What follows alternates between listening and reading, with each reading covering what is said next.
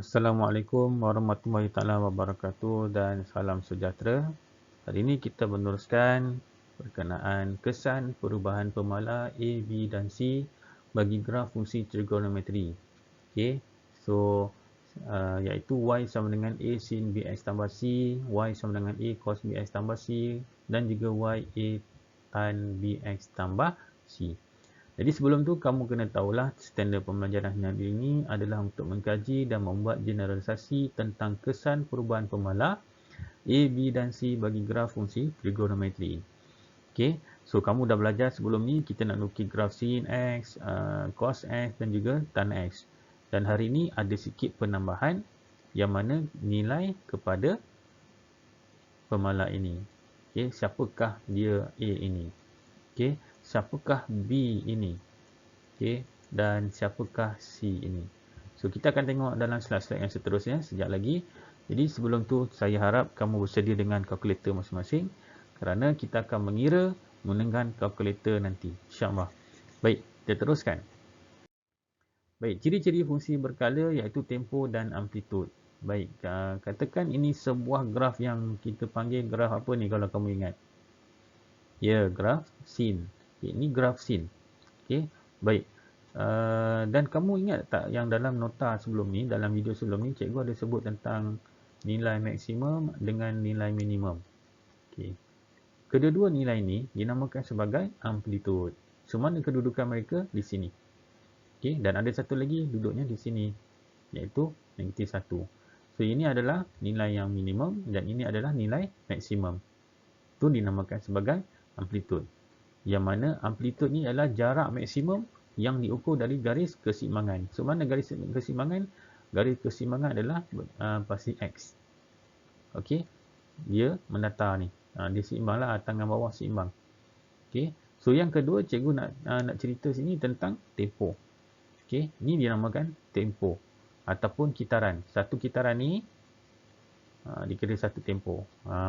Jadi dia tengok bergantung kepada soalan tu nanti. Okay, ada 2 kali kitaran, ada 3 kali kitaran. So kita tengok nantilah. Jadi tempoh ni membawa maksud ialah selang satu kitaran lengkap. Okey, baik, selesai. Ini yang pertama. Kamu kena tahu apakah itu amplitude dan kamu kena tahu apakah itu tempoh. Alright. So, contoh 9 muka surat 189. Okey, belajar di sebelah menunjukkan graf fungsi y sama dengan sin x bagi 0 darjah sampai 360 darjah. Okey, maksudnya graf yang kamu akan lakarkan itu antara 0 hingga 360. Okey, sentiasa berpandukan kepada julat ini. Okey, jangan pandai-pandai tiba-tiba awak nak ubah sampai 180. Tak boleh lah, kamu takkan dapat markah nanti. Okey, so dia suruh lakar. Okey, ready. Soalan dia adalah y sama dengan 2 sin x. Okey, baik. Kaji dulu. Okey. 2 ni adalah amplitude. Yang mana cikgu cakap tadi 2 ni adalah nilai yang paling tinggi. Okay, kalau kamu rujuk graf ini, okay, y sin x ni, nilai paling tinggi ni adalah 1. Sebab dia sin x saja. Kalau 2, maksudnya nilai yang paling tinggi dia adalah 2. Okay, dengan negatif 2. Jadi, apa yang berlaku sekarang ni? Yang ni graf asal dia. Okay, ni yang asal.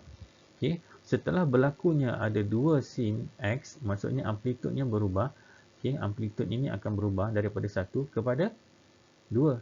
Sama juga dengan amplitude ni, daripada negatif 1 dia akan berubah kepada negatif 2. Okey, jadi akhirnya graf itu akan menjadi bentuknya macam ni. Maksudnya amplitude yang paling tinggi itu daripada pusat keseimbangan ini adalah 2. Okey.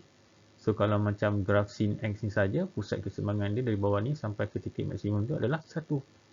Itu saja bezanya. Kedudukan bagi yang di depan ni, yang huruf A ni adalah kedudukan amplitude, kedudukan yang paling tinggi dan paling rendah. Itu yang pertama. Baik, soalan yang kedua. Okey, sin 2x. Jadi dia punya amplitude dia masih lagi 1, tetapi perubahan tentang dia punya kitaran ataupun tempoh. Okey, so tempoh yang kamu tengok ni ni sekali saja, sekali sajalah. Okey, sekejap saya nak padam. Okey, jadi apa yang berlaku di sini?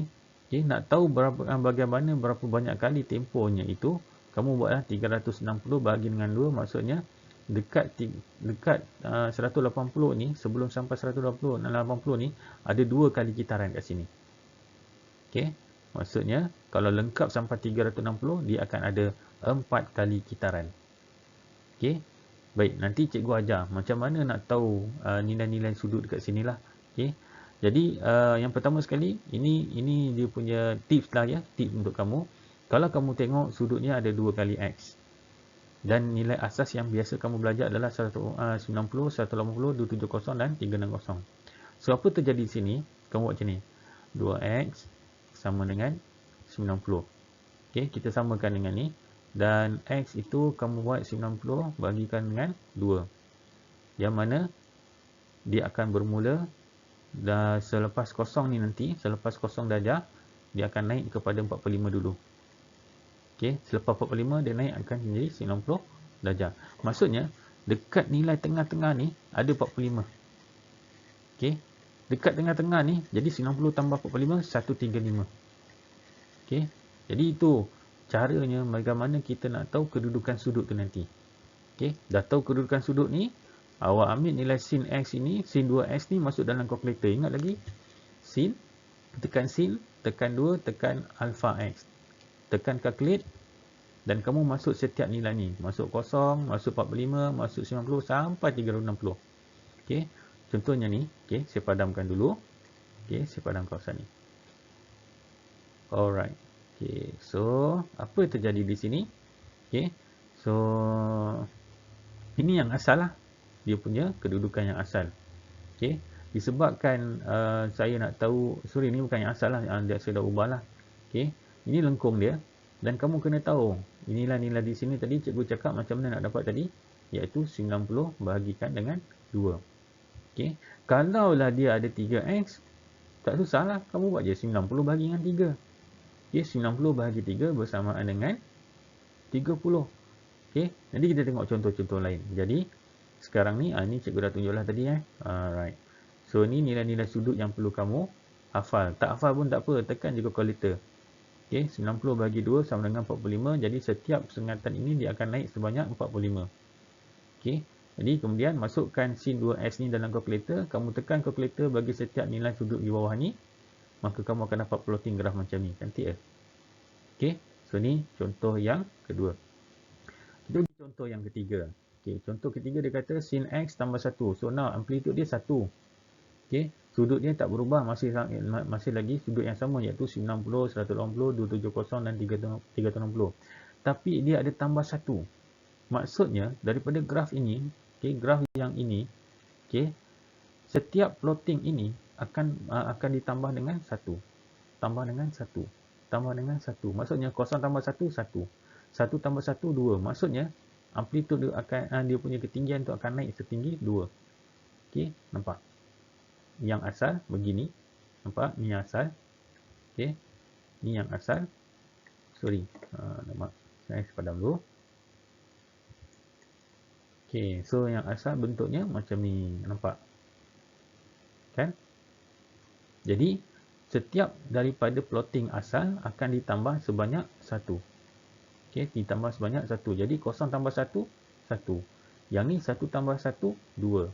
Ni 0 tambah 1, 1. Jadi, akhirnya, maksudnya di sini, nilai yang di hujung ini mewakili kepada graf yang asal ini, okey, ditambahkan 1.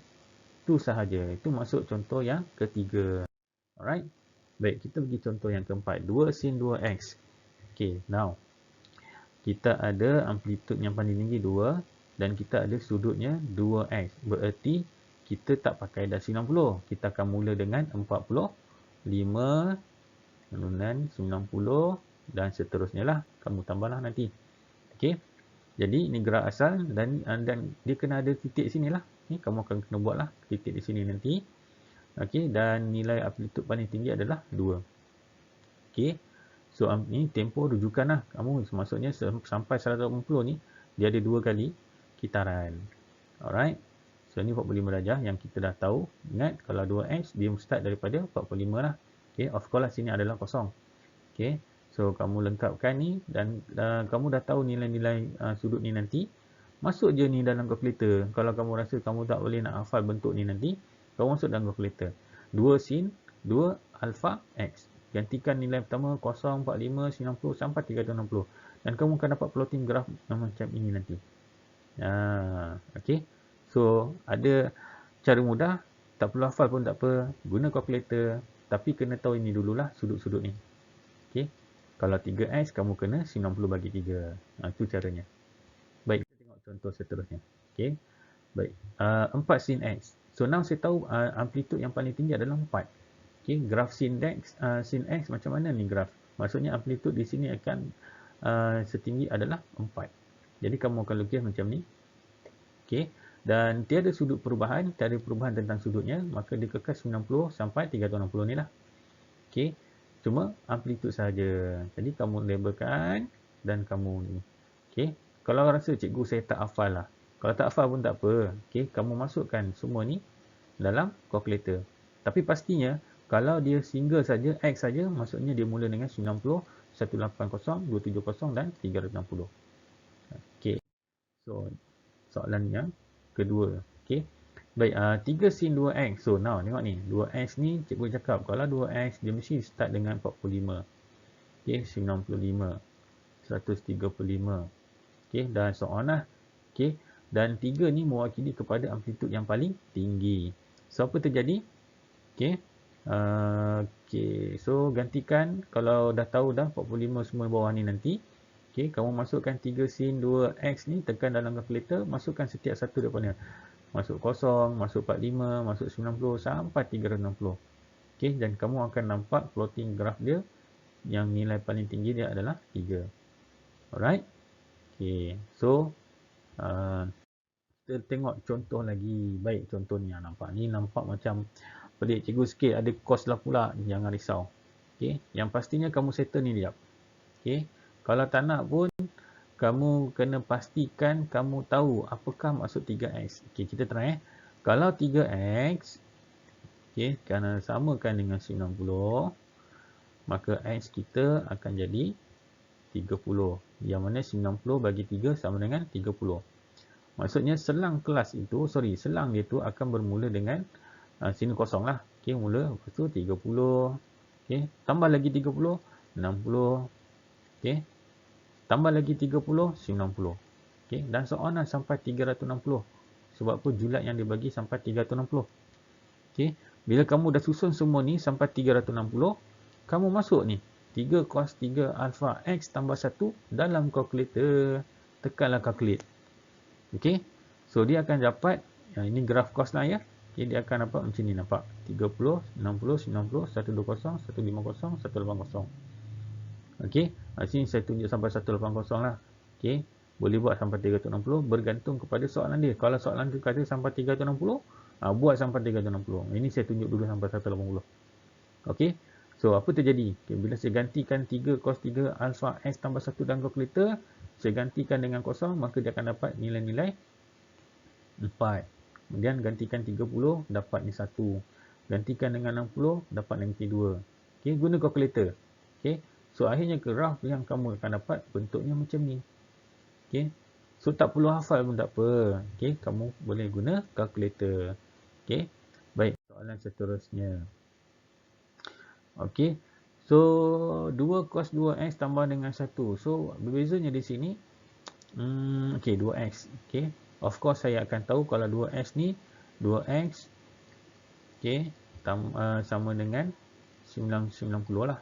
Okey, maka x akan sama dengan 45 darjah. Jadi setiap pertambahan ni adalah 45 darjah. Okey, so ni graf asal bagi cos. Okey, dan saya tahu amplitude dia yang paling tinggi adalah 2. Okey, tapi ingat dia ada tambah dengan 1. Okey, kalau nak mudah, pastikan awak kena tahu berapakah sudut ni dulu. Okey, sudutnya saya dah dapat dah 45 sampai 360. Okey, yang pertama. Kedua, masukkan 2 cos 2x tambah 1 dalam kalkulator. Okey, ingat alpha x. Okey, so ini saya tunjuklah dekat kamu jadual apabila saya gantikan dengan kosong, 45, 90 sampai 360 ni. Okey, so nilai-nilainya adalah 3, 1, negatif 1, 1. Maksudnya kosong, dia akan pergi 3. 45, dia akan pergi 1. So, sampailah 360. Okey, so apa yang saya cuba tunjuk ni, saya juga boleh guna kalkulator. Okey, tak perlu hafal pun tak apa. Yang penting kamu kena tahu sudut ni dulu. Okey, dapat tahu sudut ni, masuk dalam jadual, kemudian kamu plotkan dia. Okey. Alright, so grafnya akan jadi macam ni. Comel je, cantik. Alright. So itu sahaja hari ni. Okey. Dalam tempoh yang terhad ni, semaksimum yang mungkin cikgu bagi. Okey, seringkas yang mungkin. Boleh ulang balik tengok contoh-contoh yang saya bagi dan cuba buat balik dari soalan awal tadi. Okey, yang mula-mula tadi, awak guna kalkulator pula. Okey. Jadi itu saja. Okey, sekian, terima kasih. Jumpa lagi. Assalamualaikum warahmatullahi taala wabarakatuh.